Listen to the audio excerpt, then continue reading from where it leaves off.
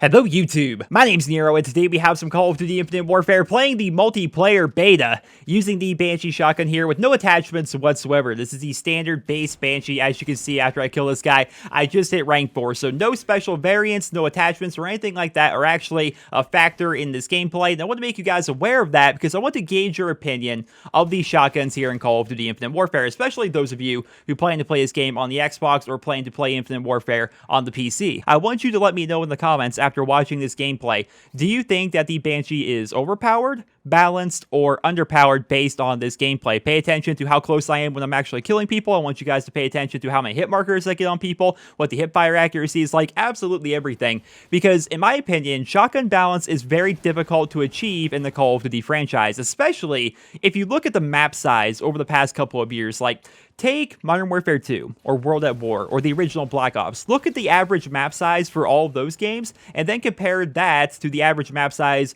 that we see here in the Infinite Warfare beta, or what we saw in Advanced Warfare or Black Ops 3. In my opinion, maps are getting a lot smaller, and as a result, shotguns are getting worse because they don't want shotguns to be ridiculously overpowered on these very small and fast-paced maps. It makes a lot of sense, right? And as a result, pump-action shotguns and double-barrel shotguns really seem to be a relic of the past because they're always too worried, in my opinion, to make them strong enough. I'm definitely worried that they're always going to try to make pump action shotguns a little bit too weak because they don't want them to be too powerful. I know it's a very fine line that they're walking right there, but I would love to see pump action shotguns reign supreme once again in the Call of Duty franchise. Not over everything, but just in the shotgun category. Because if you guys are a sniper, right, do you prefer bolt action snipers or semi-automatic snipers? I think a lot of snipers prefer bolt action because bolt actions are like skill weapons. There's something that's nice about pumping out that shot or pumping out that bullet rather after every single shot. I think people like that, and I get the same feeling when I use a pump action shotgun. Like, I like chambering out that shell every time I shoot. I love the fact that I'm at a bit of a disadvantage against full auto weapons, and as a result, I should have a lot of stopping power up close. That's kind of like the give and take, right, with a shotgun. But if you look at the more recent Call of Duty games, the semi-automatic or the full auto shotguns, they really seem to dominate over the pump actions. I mean, in my opinion, the last great pump action shotgun would be the Black Ops 2 Remington 870. And maybe you could also make the argument for the Black Ops 2 KSG, but I really feel as though those were the last great pump-action shotguns in the Call of Duty franchise. And before that, we have to go all the way back to Modern Warfare 2 with the SPAS 12, which of course is returning here in Infinite Warfare, but we'll be discussing that later on. But look at all the weapons, right? Look at the Black Ops 3 Bresci, look at the Bulldog from Call of Duty Ghosts, look at the SPAS 12, the semi-automatic one from the original Black Ops. Look at Modern Warfare 3, you have the USAS and you have the Striker, which were ridiculously powerful, and even in Advanced Warfare, you have the S12 and the Bulldog, which were much better than the TAC-19. That's just the very nature of shotguns in the Call of Duty franchise now. It just seems like the semi-automatics and the full autos are the better ones to go with, which I don't like. I'm a purist, I suppose. I'm an old school kind of a guy. If I'm using a sniper, I want it to be bolt action. If I'm using a shotgun, I want it to be pump action. That's just how I like it, but it's definitely hard to balance. Again, because the maps are small, you don't want a one-shot death can running around. And what I think they've actually done here in Infinite Warfare so far, at least with the Banshee, because keep in mind, there's actually going to be 2 pump-action shotguns in this game. We're going to have the Banshee, which we have unlocked and we actually have access to. And then you're going to have the Rack 9, I think it's actually called, which is only available right now if you play gun game. And it's so difficult to judge in gun game because literally you get one kill with the thing and it swaps off. You can't use it consistently to try and get an idea of what the weapon's actually going to be like. But what I've noticed they've actually done in Infinite Warfare here is it seems like they've taken away a lot of the stopping power for pump-action shotguns and instead just given you a really fast fire rate. I think the idea is you are going to be consistently getting a 2-shot kill, like right there. You guys saw, I probably should have one-shot that guy, but instead I get a 2-shot kill. But you notice the fire rate is ridiculously fast on this shotgun, even though it's pump action. Like, I'm chambering out that shot very, very quickly. Even, is this actually an energy shotgun? I think it actually may be, considering the, look at that. That guy should have been one-shot in my opinion, but the longer range attachment is actually called a speaker amp. So I don't think this is like a traditional buckshot shotgun, but still it's a pump action shotgun, right? And the time it takes between shots is actually very quick compared to other pump action shotguns that we've seen in the Call of Duty franchise before. So I think that's what they're going with. And I'm not a giant fan, honestly. I would love so much for them just to go back to like an old school Call of Duty pump action system, similar to what we saw back in Call of Duty Modern Warfare 2 with the SPAS 12. And fun fact, that SPAS 12 is actually going to be making a return here in Call of Duty Infinite Warfare as a classic weapon.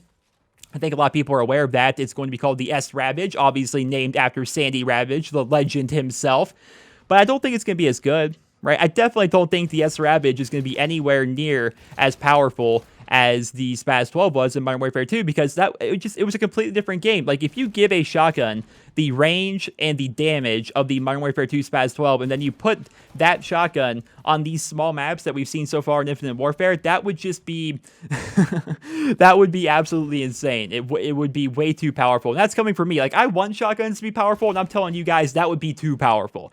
It's right. It's a relic from the past. It's a relic from a different game. And that's the thing about shotguns in general. I mean, every single game they're going to be different because they have to work within the context of that game. And whenever we talk about like the best of Call of Duty, right? We talk about like what weapons would you like to have back from previous Call of Duty games. It's always important to remember that how good a weapon actually was back in the day is kind of relevant only to that game, right? Because a weapon that was really good in Modern Warfare 2 may not be as good in a game like Black Ops 1. I guess that's kind of a bad example because Modern Warfare 2 was ridiculously good for absolutely everything.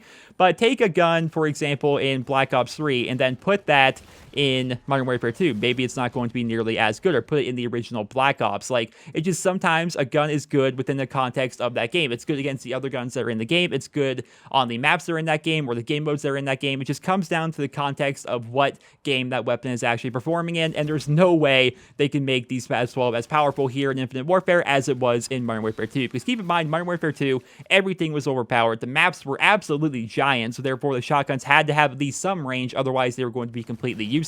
I mean, try using a Spaz 12 on most of the maps in Modern Warfare 2. It's even with how powerful it is, it's still pretty difficult because those maps are giant, and then you have ACRs and M4s and M16s and FAMASs and all these things, noob tubes, ready to just absolutely dominate you. So I definitely want to hear what you guys think down there in the comments. Let me know your thoughts on the shotguns here in Call of Duty Infinite Warfare. But keep in mind, we haven't been able to actually mess around with 2 of them. We've been able to play with 3 of them so far. The semi-automatic Reaver, which is pretty powerful, honestly. The DCM, which is going to be a full auto shotgun. And my big problem here is going back to what I was talking about towards the beginning of the video. The full auto shotgun and the semi-automatic shotgun are pretty much easier to use than the pump action shotgun. Like, using the pump action, I feel as though I'm just at this giant disadvantage, even though I'm getting most of my shots pretty much on target. Whereas I can just spam with the Reaver, for example, the semi-automatic one, or the DCM, it's full auto. You just go out there and you start spraying and praying, and you're probably going to get yourself a kill, right? So I feel as though the pump action needs to be more rewarding for good accuracy and good shotgun play. Whereas the Reaver and the DCM, it's like, well, I mean, they're easy to use as compared to this one. And what's the point of using the pump action? You're just kind of like at a big disadvantage if you decide to use a pump action. But keep in mind, we have a couple more shotguns left to go. We have the Rack 9, which is the final shotgun you can actually unlock by default, which is also going to be pump action. And then we, of course, will have the S-Ravage as a classic weapon coming to the game in the full version of Infinite Warfare. We're going to be able to unlock that via these prestige tokens. And also keep in mind, I'm just using the base weapons at this point. I don't have any variants whatsoever for these shotguns. Perhaps they get better with the variants. I'm going to have to definitely test that out in the full version of the game, because right now